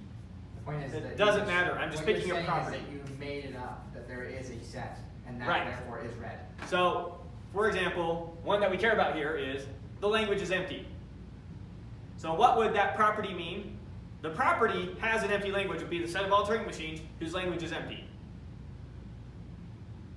As a concrete example. Okay? So, definition of what we mean by a property here. A set of Turing machine descriptions, P. So P is a set of Turing machine descriptions. Here's an example of a Turing machine description. Or a set of Turing machine descriptions. This would be a property. One of infinitely many properties we could talk about. The whole thing? This set. Oh. This is a set of Turing machine descriptions. The whole thing is called a property. This set of Turing machine descriptions is called a property. Okay. So a set of Turing machine descriptions, P, so P is a set of Turing machine descriptions, just like this, is a property of a Turing machine's language. So now we're only interested in ones that are property of a Turing machine's language, provided that two Turing machines having the same language means that they're both in that set. In other words, if something is true about two Turing machines' languages, if two Turing machines have the same language, then both those Turing machines must have that same property, because it's a property about the language. So the property we care about is all your strings start with 1. If two Turing machines have the same language, then they better both have that same property. That's what we mean by a property of the Turing machine's language. Because we don't care about, for example, two Turing machines having the same number of states. We don't care about that. That's not a property about their language. So all we're talking about is properties of Turing machines' languages. So if something is a property of a Turing machine's language, that means anytime two Turing machines have the same language, they for sure must both have that property. Or be in the set P. Have the property, being in the set P, same thing.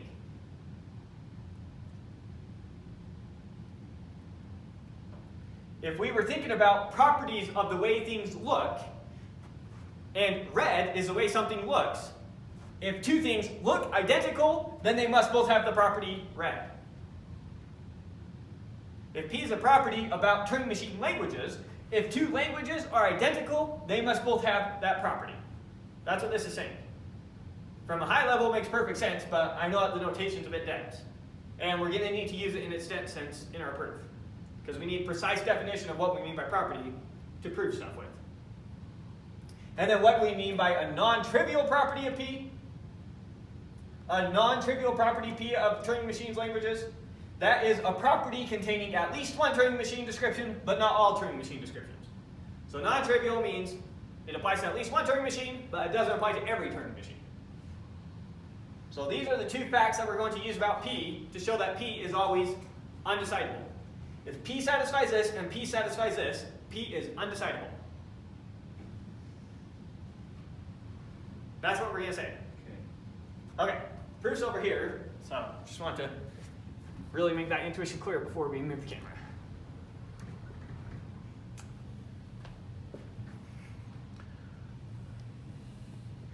Move that a lot further.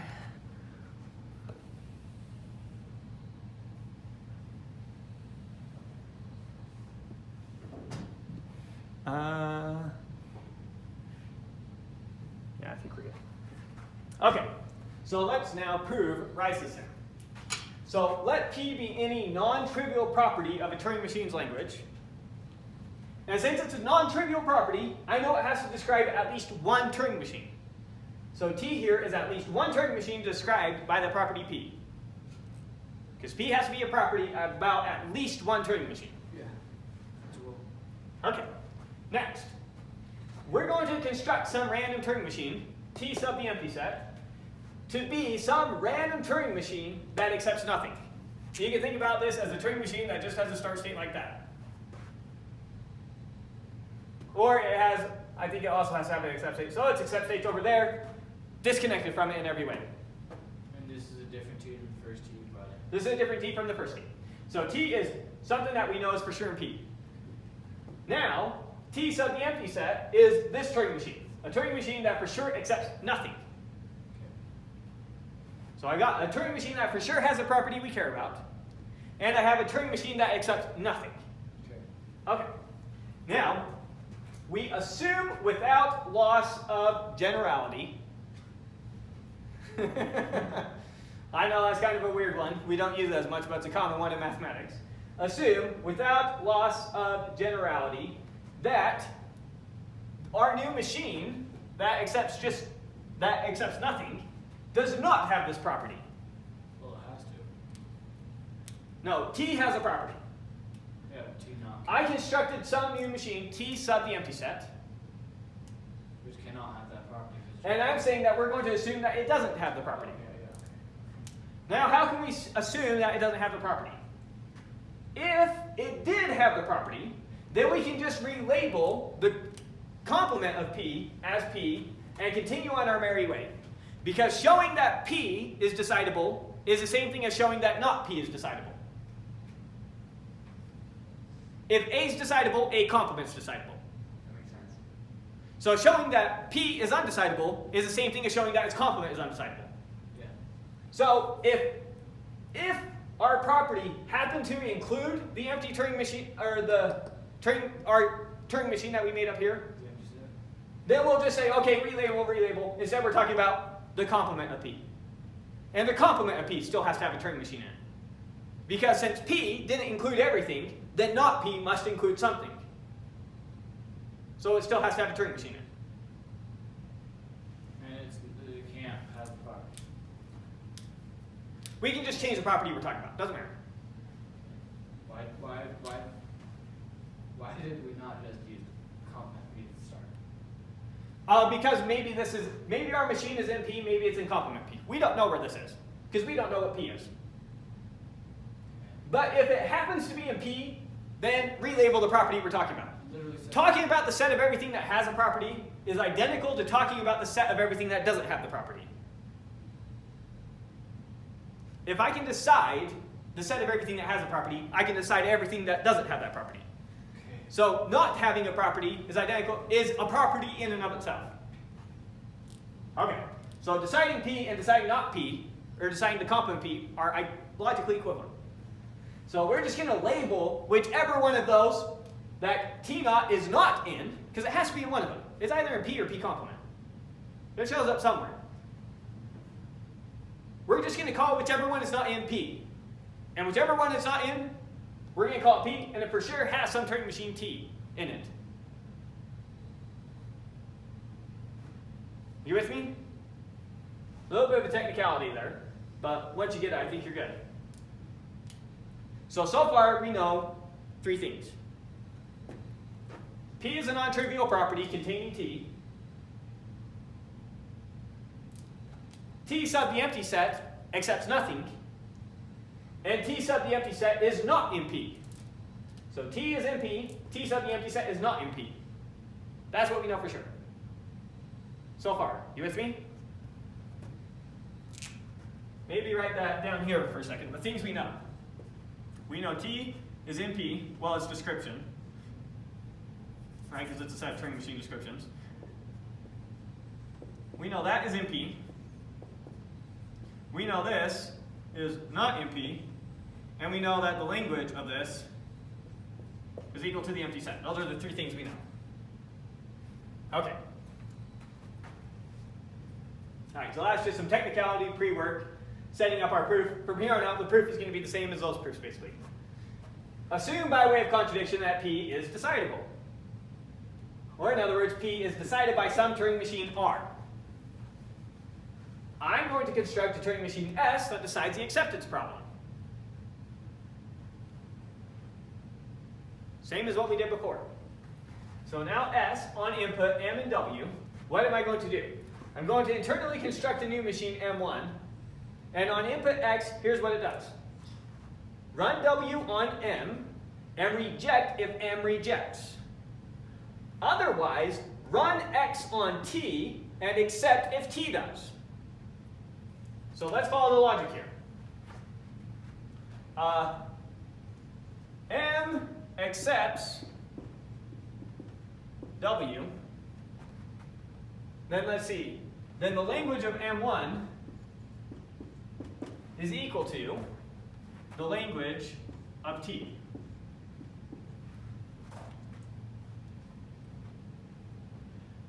So if M accepts W, what does M1 accept? We run W on M and reject if M rejects, so ignore this, because now we know that M, in the case M accepts W. If M accepts W, what do we do? Oh. We run X on T and accept if T does. Remember, T is something that we knew had the property. Is that a comma or one? It says Oh, that's a comma. Oh, okay. That's Sorry. Yep. Good point. Run W on M and reject if M. Yeah, because we can't use M1 in defining M1. That doesn't make sense. So if M rejects W, we reject. Okay, we're talking about the case where M accepts W. If M accepts W, what does M1 accept? If M accepts W, then we go to line 2. What do we do on line 2? We now run X on T. Remember, T is a Turing machine described clear here. We run X on T and accept if T does. So now the language of M1, or this machine we created, the language of M1 is going to be the same as the language of T if M accepts W. If M accepts W, the language of M1 is equal to the language of T. You see that? They're going to accept the same strings. What strings do we accept? We accept all the strings that T accepted. Now, if M1 rejects W, then what's the language of M1 going to be? The empty set, which is the language of T sub the empty set.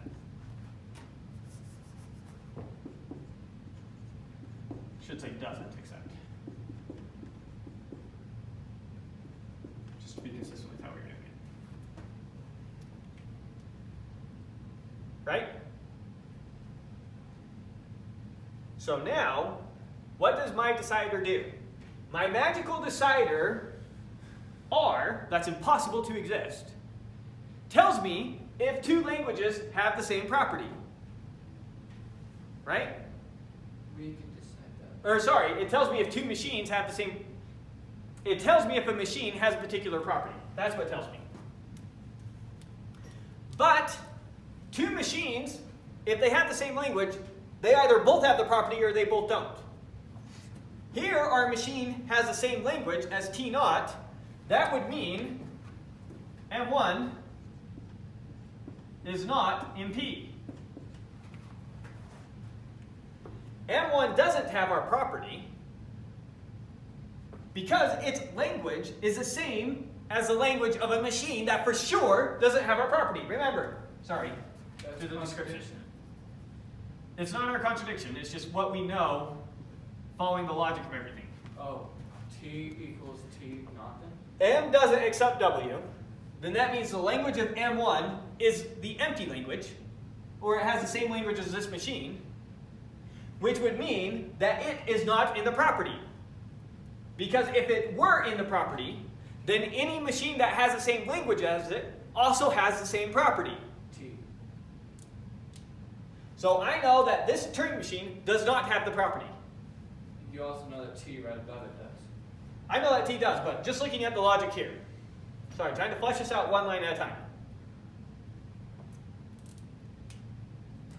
we can go to here. The biggest problem I have is language of M1 is equal to language of T.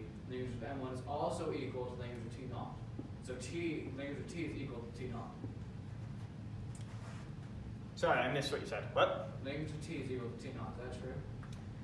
The language of T is equal to the language of T naught? Because language of M1 is equal No. to If M accepts W, then the language of M1 is going to be the same as the language of T. Oh, why are your arrows going backwards?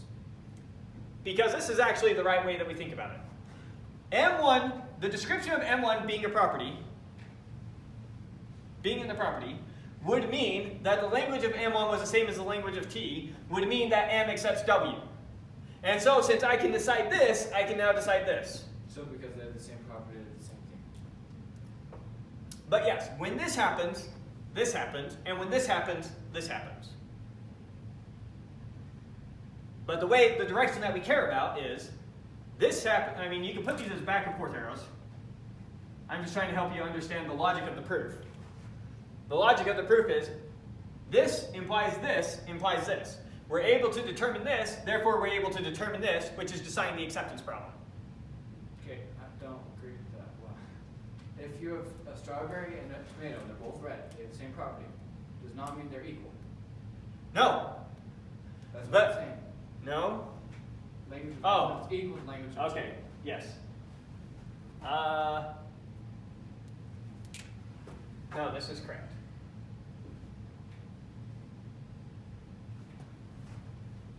Okay.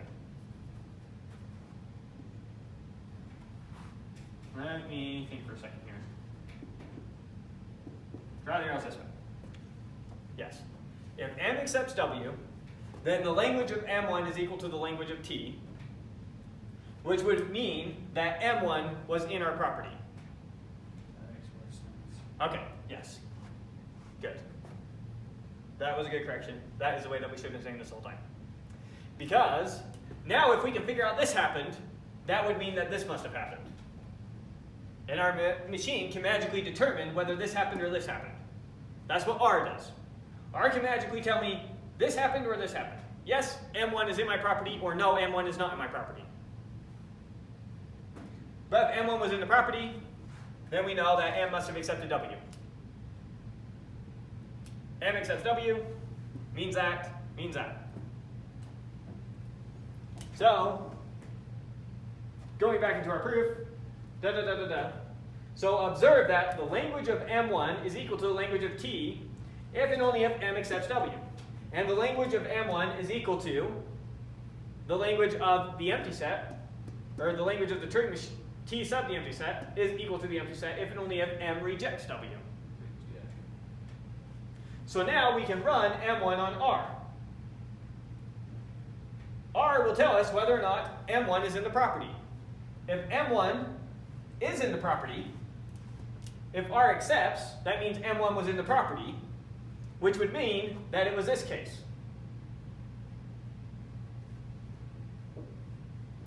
If R rejected M1, then that would mean that its language was the empty language.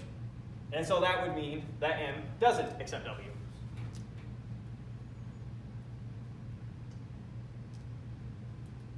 Sorry, these should be back and forth arrows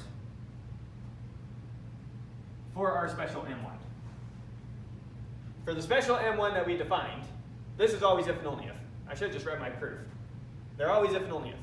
M accepts W if and only if the language of M1 is equal to the language of T. If I know this, I know this. If I know this, I know this.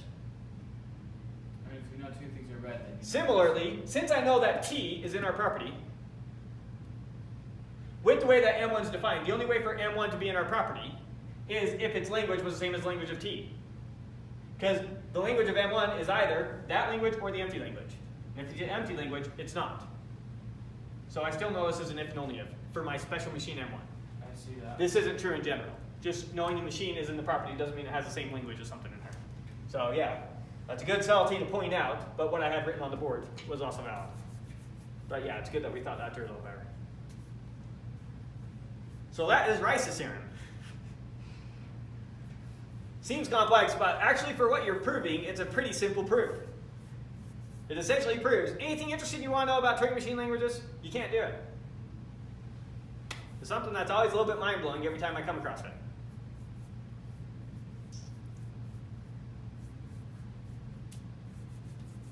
Do the last one, since we have it written here. End it on a nice easy note. We'll go back to an easy one. Now we're going to look at the equality problem for Turing machines. So this is a set of all Turing machines M1 and M2 such that their language is the same language. We're going to show that this is undecidable. Now we could say it's undecidable by Rice's theorem and be done. But we're going to actually prove it, going through an actual proof. I just wanted to show you a reduction to something that wasn't the acceptance problem. So this time I'm going to do a reduction to the emptiness problem. So we already proved earlier that the emptiness problem is undecidable. So now S is going to decide the emptiness problem. You're going to give a machine M, it's going to accept if the language of M is empty, it's going to reject if the language of M is not empty. So S is going to decide the emptiness problem. So here's a reduction to the emptiness problem. Just give you a different one. So assume by way of contradiction that the equality problem for Turing machines is decidable by some machine R. I'm going to build some new machine S that decides the emptiness problem. So S is going to do something impossible. You're going to give it a Turing machine, and it's going to be able to say, yes, that Turing machine's language is empty, or no, that Turing machine's language is not empty. That's possible. It's going to use this impossible machine R to do it. So first off, I construct some Turing machine M sub the empty set such that its language is the empty set. With me right there? Pretty straightforward. Number 2. Observe that the language of M sub the empty set is equal to the language of M if and only if the language of M is the empty set. These things have equal languages if and only if the language of M is empty. Yeah. These things don't have equal languages means that the language of M was not empty. So therefore, just run M and M sub the empty set on R. If R says that their languages are empty, that meant M accepted the empty, M's language was empty. So run those two on R and accept if R accepts, otherwise reject. If it has the same language as that machine, then that meant overall S found out, yep, its language is empty. So S decides the emptiness problem. Therefore, the equality problem is undecidable. But we knew it was undecidable just from Turing machines. Because the set of all Turing machines that recognize the same language is a property. So from Rice's theorem. And for all of these, we could have said from Rice's theorem. And you'll notice that all the proofs kind of follow the basic same outline as Rice's theorem. And that's why. Because they're all just a bunch of special cases of Rice's theorem. So Rice's theorem in basic is everything that does not apply to every Turing machine is not decidable. It says anything interesting about Turing machines' languages are undecidable. Yeah. Anything interesting about the problems Turing machines can solve is undecidable. Anything interesting about the problems we want to talk about that Turing machines know how to handle, nope, undecidable. Sorry, can't do it. So all the cool stuff we can't figure out. All the interesting stuff, yep, are undecidable. Stuff we can't figure out is very interesting. The stuff we can figure out that Turing machines decide, yeah, not very interesting. Okay, so we'll end it there. Good place to stop. Got a good nap. And I'll upload the lecture.